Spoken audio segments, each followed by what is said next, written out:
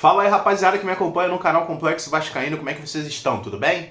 Espero que sim. Galera, um período estranho, um período que os vascaínos já conhecem de cabo a rabo, um período muito sombrio, está chegando no Vasco, né? Eu não tô falando de um possível rebaixamento, eu não tô falando sei lá, briga com a justiça, eu não tô falando disso não. Tô falando das eleições do Associativo vão chegar no final do ano. E aí, torcedor, qual é a expectativa de vocês? O vascaíno que conhece bem, né?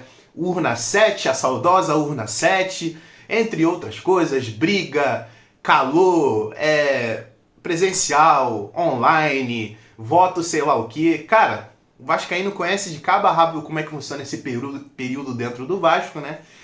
E esse ano nós vamos ter eleições no final do ano e o clima já tá começando a ficar quente, né? O clima já tá ficando gostosinho, né? Para alguns. A gente já tem uma primeira notícia, já tá começando, já tá engatinhando já, né? Oposição cita sócios mortos e pede impugnação de 233 nomes da lista. Ou seja, já começou essa parada de gente morta que vota e tal, e coisas do tipo, né? E cara, uma reflexão que eu tava fazendo nesses últimos dias sobre toda essa briga que o Vasco tá tendo com justiça, com CBF, com erro de arbitragem. Cara, uma das soluções para isso, cara, é união. É união, cara. Uma união que não existe dentro do Vasco. A gente sabe como é que funciona. A oposição, a galera que já tá presente lá, já tá no cargo. Cara, é uma briga eterna. E é uma briga eterna. E é uma briga que extrapola o período eleitoral, cara. Eu tenho algumas pessoas que frequentam lá dentro de São Januário e já me falaram, cara. Mesmo fora do período eleitoral, cara, é um querendo tirar a cadeira do outro, cara. É um querendo empurrar o outro. É assim que funciona. Muitas das notícias ruins que saem nesses últimos anos em relação ao Vasco, cara, são pessoas lá de dentro que vazam para estragar o ambiente do clube, sabe? Porque nesses últimos anos, a gente lembra de várias coisas. Falta de água no Vasco, sei lá, rato em São Januário, coisas do tipo, sabe? Coisas que acontecem em vários outros lugares, cara. Não acontece só no Vasco, não, sabe? Só que existe uma má intenção de quem tá lá dentro. Tudo por causa de briga política, cara. Sabe? E uma reflexão que eu tava fazendo também. Cara, se o Vasco fosse unido, não existisse essa briga política a briga política existe ali no momento eleitoral, na hora de cada um, mas acabou, todo mundo é Vasco. Se não existisse isso daí, cara, tenho certeza que o Vasco nem seria vendido, cara. O Vasco nem viraria SAF, o Vasco seria um clube saudável, sabe? Mas como tem toda essa confusão, muitas das pessoas, né, trataram a SAF, além do dinheiro do investimento que seria feito, como uma fuga, uma saída para essa briga política, sabe? Mas a gente sabe que o associativo ainda tem direito a 30% do Vasco, né? E essa briga continua. Essa sede em cima continua. O Vasco, cara, não era para ser vendido para SAF. O Vasco, aliás, não era para virar SAF. O Vasco era para ser um dos maiores clubes do Brasil, disputando grandes títulos, sendo associativo, cara. Igual a gente vê nosso rival Flamengo. Mas a briga política dentro do Vasco não deixou isso acontecer. O Vasco continua sendo gigante, sim. O Vasco é um clube gigante, mas que está ali num momento muito conturbado. A gente sabe disso, acho que é um consenso geral, né? Então, infelizmente, essas notícias já começam a sair de gente morta que pode votar. É um período estranho, onde a gente no futebol tá brigando para não cair para a segunda divisão. A gente tem toda essa polêmica de São Januário bloqueado. Então, sabe, final do ano aí vai ser quente, né? Final do ano vai ser quente. Você tá preparado para isso, cara? É complicado, né? Não muda nada. Não muda nada. Então, galera, é o seguinte, antes de eu continuar, eu vou fazer um pedido, caso você não seja inscrito no canal, se inscreva, minha frase padrão, Vascaíno ajuda Vascaíno. Você já ajudou um Vascaíno hoje? Não? Então esse é o momento, conto com a sua inscrição, conto com o seu like, conto com o seu comentário, que ajuda demais o canal Complexo Vascaíno. E vamos lá, rapaziada, manifestação para a liberação de São Januário, as manifestações estão acontecendo, né? A gente sabe que, infelizmente, a justiça bloqueou, né? O Vasco não tá podendo jogar em São Januário. A gente tem algumas coisas acontecendo. A gente tem um time do futebol, né? De futebol do Vasco, que postou essa foto hoje aí no Instagram. O Emiliano Dias, né? O nosso assistente técnico. Libera em São Januário, onde todos os jogadores seguram a faixa ali, né? Então, as coisas estão acontecendo. As manifestações estão acontecendo. Mas a gente fica à mercê do Ministério Público e do STF, né? Onde o Vasco recorreu.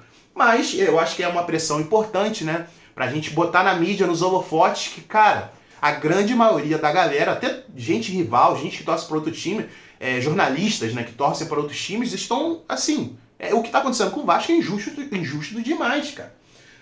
A gente tem também o manifesto, né, que o Vasco emitiu, eu falei um pouquinho ontem, explicando toda a condição da barreira do Vasco, né, explicando o quão São Januário é importante para o estado do Rio de Janeiro, gera muita receita e é importante também para o time do Vasco, né, o nosso time que é centenário no futebol brasileiro, então é extremamente importante. A gente tem também alguns influenciadores, né, a gente tem o filho do... Como é que é o nome do comediante falecido, cara? Esqueci o nome, mas é um grande vascaíno, né?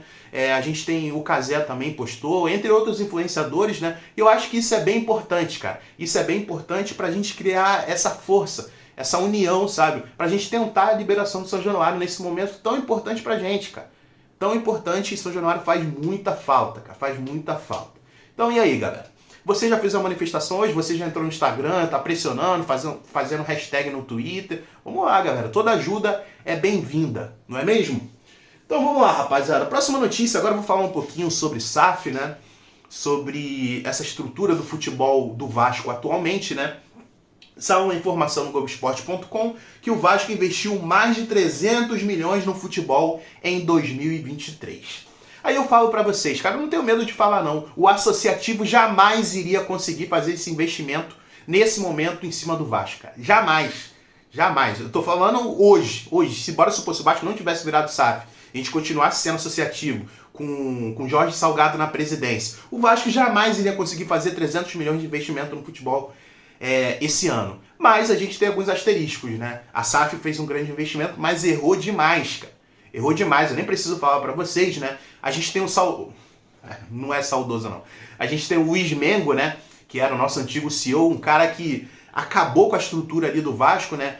A gente ficou sabendo que várias negociações não foram pra frente, porque tudo dele era austeridade financeira, ele não queria que o Vasco gastasse isso, aquilo. Sem falar esse karma, né? De carregar o escudo do nosso rival nas costas, sendo um cargo extremamente importante dentro do Vasco. A gente tem os erros também do Paulo Brax, né? Que contratou muito errado. Isso aí eu já venho falando já durante muito tempo, né? Todas as contratações ali, Carabarral, Maicon, Juan Cruz, entre outros jogadores, sabe? Jefferson, Paulo Henrique, várias e várias contratações erradas, sabe? A montagem de elenco errada também, que o time era muito jovem ali no começo do ano, cara. Agora que nessa segunda janela de contratações que ele tentou modificar isso, tentou deixar o time um pouco mais velho, trouxe ali o Veguete, trouxe o Medel, sabe? Jogadores mais experientes para tentar trazer essa casca pro time do Vasco, né? E tá funcionando. Tá funcionando, mas é um momento muito tardio, né? No momento a gente já tá a gente tá com poucos pontos no momento avançado do campeonato, né? Então a gente que vai entrar numa sequência agora extremamente difícil.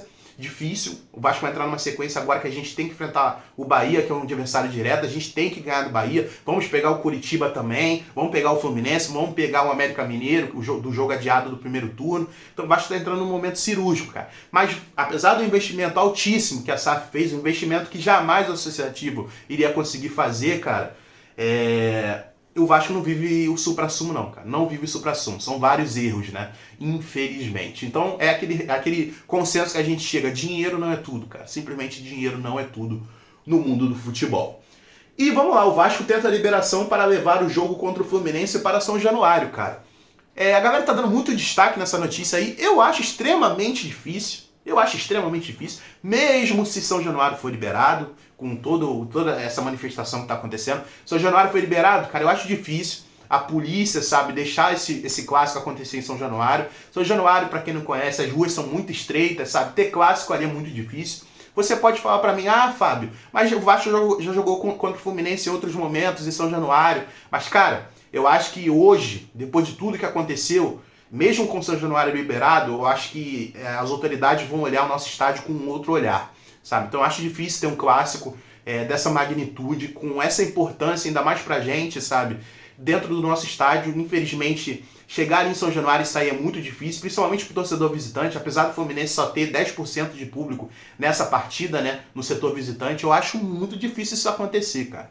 Eu acho muito difícil. E a gente fica tentando entender onde é que o Vasco poderia jogar, cara. A gente tem o Maracanã que tá fechado. Será que o Vasco vai conseguir jogar no Engenhão? Será que a gente vai mandar a partida lá em Manaus? Coisas que eu já venho falando nos últimos vídeos, né? Mas eu acho muito difícil.